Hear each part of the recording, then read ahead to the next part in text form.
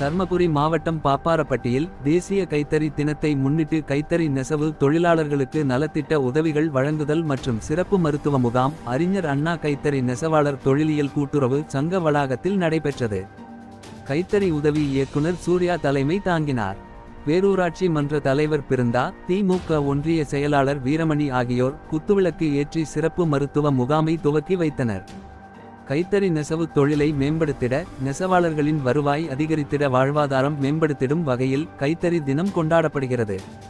இதனைத் தொடர்ந்து கைத்தறி நெசவாளர்களுக்கு நலத்திட்ட உதவிகள் வழங்கப்பட்டன. சேமிப்பு மற்றும் பாதுகாப்பு நிதி 6,03,000 ரூபாய் வழங்கப்பட்டது.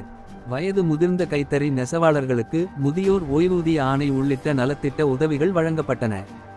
சிறப்பு மருத்துவ முகாமில் கலந்து கொண்ட கைத்தறி நெசவாளர்கள் 200 பேருக்கு மருத்துவ பரிசோதனை மற்றும் ஆலோசனை வழங்கப்பட்டது. இந்நிகழ்வில் திமுக நகர செயலாளர் சண்முகம், முன்னாள் கைத்தறி நெசவாளர் சங்க தலைவர் திருவேங்கடம், பேரூராட்சி மன்ற உறுப்பினர்கள் விஸ்வநாதன், தர்மலிங்கம், விஜய் ஆனந்த், தமிழ் செல்வி, திமுக நிர்வாகிகள் சரவணன், குமார் தனசேகரன், கைத்தறி கட்டுப்பாட்டு அலுவலர் சத்தியமூர்த்தி, கைத்தறி ஆய்வாளர்கள் ரவி சந்திரன், நிர்மலா, கைத்தறி அலுவலர் ஜமுனா மற்றும் கைத்தறி நெசவாளர்கள் ஏராளமானோர் கலந்து கொண்டனர். விழாவில் மூத்த கைத்தறி நெசவாளர்கள் கௌரவிக்கப்பட்டனர்.